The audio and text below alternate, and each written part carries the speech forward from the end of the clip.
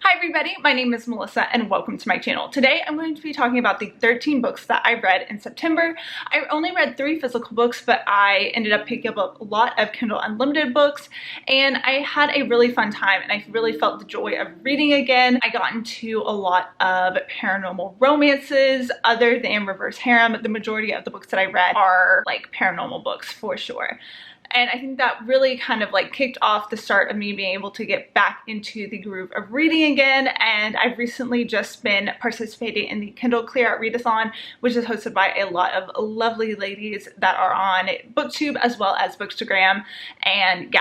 So that being said, I have 13 books to talk about, so let's go ahead and get started. So the first 2 books I read were in the Her Monsters book series. I think the second one ended off on a cliffhanger if I'm not mistaken. The first book I gave 4 stars. I really, was excited about it. It's a paranormal reverse harem book. The second book I gave 2 stars, so I don't know. It like started off really well and just like ended in a way I just didn't really like.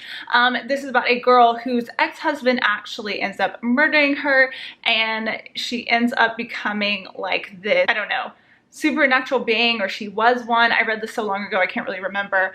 And she ends up attracting these really powerful beings that kind of like are attracted to her power, obviously are her mates type deal anyways. So it was really interesting. The first book I really did enjoy, getting back at her husband who ended up murdering her and all this crazy stuff. So I really liked the first book. Obviously the second book I gave 2 stars and that's pretty much it. So the third book I ended up picking up is one that I picked up physically because I picked up the signed edition, and that is going to be Crave by Tracy Wolff. So I picked up the signed edition from Book People on a recent trip that I made to Austin. I absolutely love that bookstore. It's an independent store. They always used to have a lot of author signings and things like that, but I really did enjoy going to Book People. Every time I am in Austin I try to go because I just love that store so much, and it's like 2 stories, has so many different options to choose from.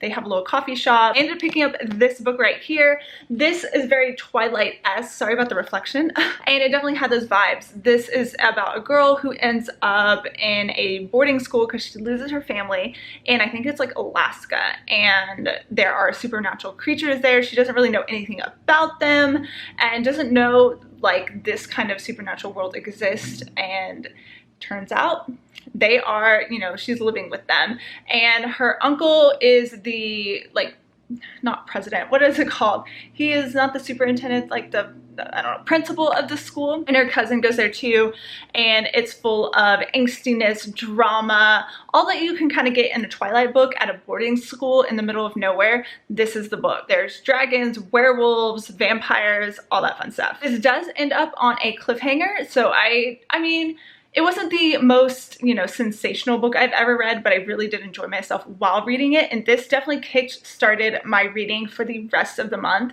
And I really was so happy that I was able to pick this up and I flew through this book. But the next series I ended up picking up, and these are really big books, but I absolutely adored them. They are a fantasy romance series. And the first one is From Blood and Ash by Jennifer L. Armentrout and A Kingdom of Flesh and Fire. So these are a fantasy romance series that has to do, there's vampires, there's a whole different world. It's this epic fantasy that she has created, and there is a little bit of info dumping, okay, maybe a lot of info dumping even in the second book, which kind of like hindered the pacing a little bit. I felt like the first book kind of moved a lot more consistently, and the building up of the world and the characters and learning everything, and I really did enjoy that. This is about a girl named Poppy. She is the maiden, and basically she is kind of like tied to this thing called the Ascension, and there are lots of different things that go into this series in this world,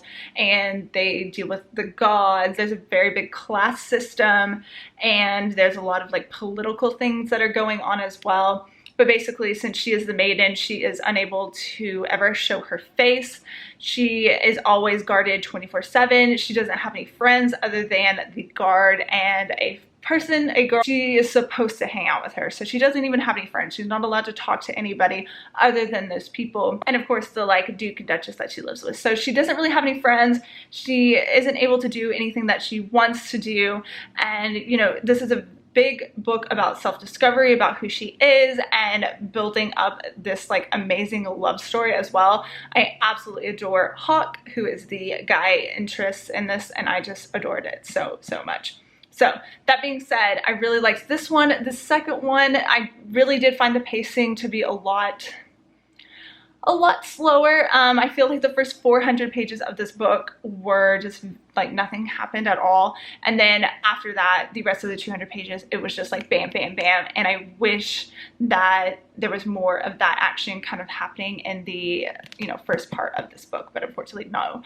But there is a big cliffhanger, be aware of that, and I can't wait for the third book to come out sometime next year. So the next book I picked up is The Power of Hades, and this is not a reverse harem. I know, surprisingly.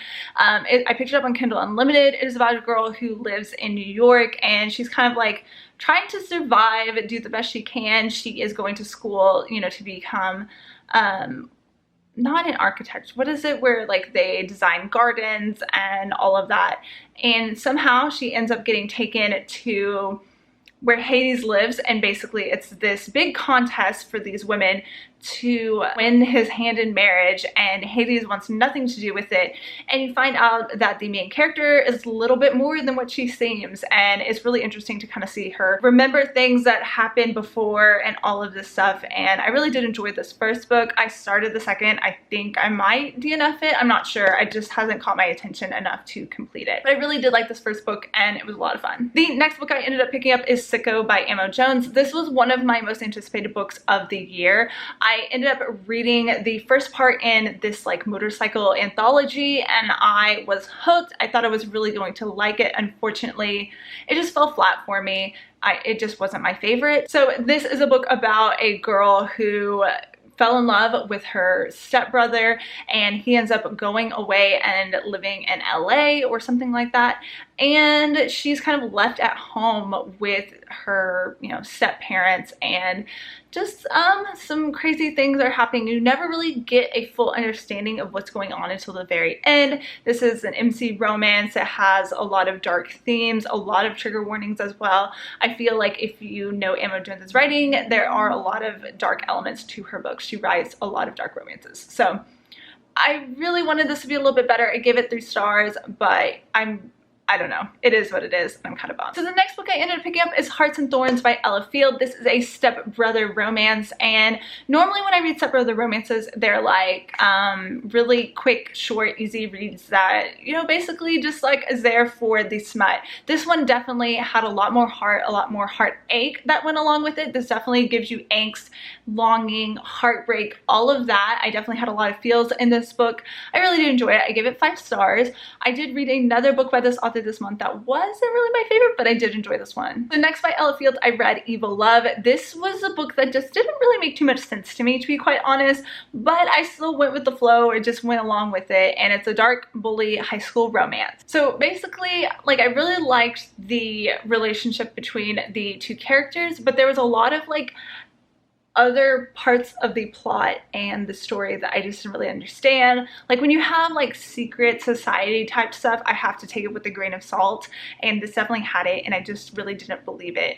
And I really tried, I really did, but unfortunately it just wasn't for me in that aspect. I did give it 4 stars because there were elements that I really did like about it. I read it really quickly, was really invested in the story, but like I said, the secret society part just did not do it for me. So the next book I ended up reading was Dear Ava. This is a book that I remember seeing a lot about back a couple months ago, but I finally decided to pick it up. I was like, why not? I'll give it a try. And this book was a lot more hard-hitting than I thought it was going to be. The main character she was dating at the time in high school, one of the like popular guys known as like the Sharks, and I kind of like rolled my eyes every time that they said that in the book. But she was dating this guy. She goes to a party one night and she ends up drinking and doesn't remember what happens when she wakes up the next day in the middle of a field. There are some triggering content warnings for this, definitely sexual assault and a lot of other things. and I did really enjoy it. I enjoyed how strong this character was after everything that happened, and she ends up going back to the school so that way she can like get a good education so she can help support her little brother. So this had a lot of things that go into it, a lot of things that really like made you feel for the character, and obviously I was in a sad mood reading this month or something, but I really enjoyed this book and I really loved the different dual perspectives of the different characters and who she ends up with. It was just really sweet and I loved that part of it. So my camera just cut off, not really sure where I was in talking about this book, but I'll go ahead and start over. So the book that I read was Delinquent Demons. This is a book that I don't remember anything about, to be quite honest. If I'm remembering it correctly, it's the first book in a series, and each book is by a different author following a different set of characters, I think surrounding this like paranormal prison, if I'm not mistaken. And the main character, I think she's a witch, and she ends up in this prison where she shouldn't be because she's innocent, and she ends up in a relationship with these 4 monsters. Basically everybody in this prison is like the worst of the worst. So I think I remember that correctly. Not quite sure. Gave it 4 stars. Obviously it was really enjoyable. I was reading it, but not very memorable. The next book I ended up picking up is Sacrifice by Katie Robert. This is an auto by author for me. Pretty much anything she writes I will be reading. This is a polyamorous relationship book about vampires. So need I say more? I signed up for it real quick. It's a very short book, definitely leaves off on a cliffhanger, and it is about a girl who is basically the sacrifice, and her dad is this big head honcho vampire, and she ends up at this house to be like basically food and to be bred by this vampire that's being held there. Lo and behold, he's not as evil as she thinks he is. She is like half vampire, so she can drink blood, but she needs to eat also. I don't know. It was really fun.